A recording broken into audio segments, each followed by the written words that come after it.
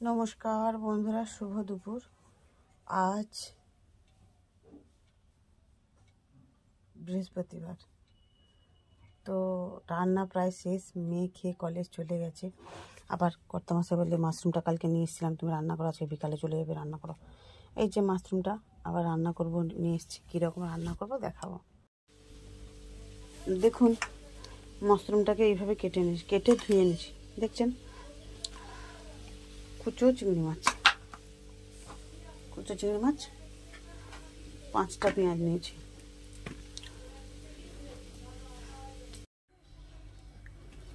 দেখছেন, পেঁয়াজটাকে এইভাবে মোটা মোটা করে কুচিয়েছি। আর আমি কড়াই কী করছি দেখুন। কড়াইটা গরম হয়ে গেছে।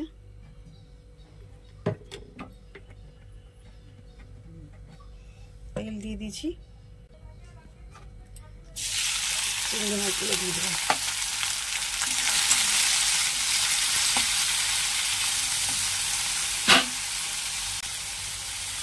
চিংড়ি মাছটা জল বেড়াই যাবে, নুন দিলাম।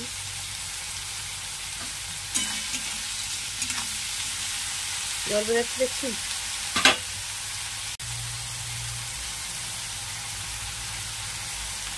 হলুদটা বেশি করেই দিয়ে দেবো, কারণ মাশরুমে আর দিবই না,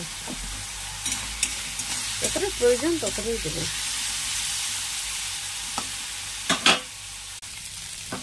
দেখেন চিংড়ি মাছটা তেল ছেড়ে গেছে। এবার আমি কী করবো,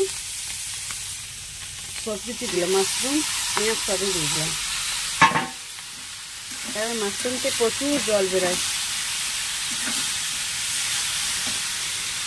যেটা নিজের খড়ের গাদায় হয় সেই মাশরুম আলাদা রান্না করা হয়, আর এই মাশরুমটা আলাদা রান্না। এটা চাষের মাশরুম, এটা চাষ করেছি, তো এর জল প্রচুর বেরোবে।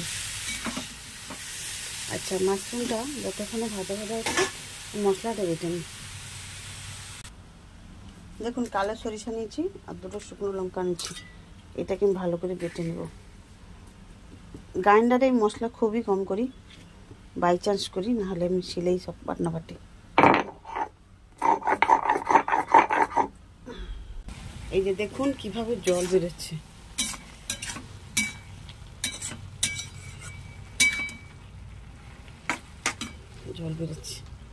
এই জলটাকে পুরো শুকনো করতে হবে।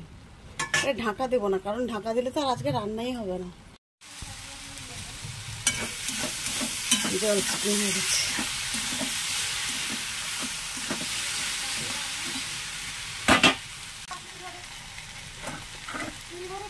সরিষা লঙ্কা বাটাটা দিয়ে দিলাম।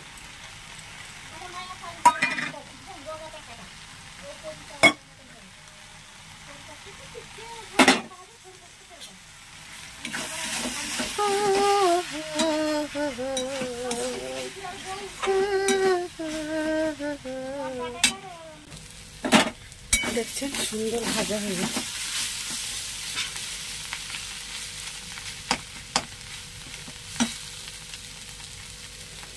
কি সুন্দর একটা ভাত গন্ধ।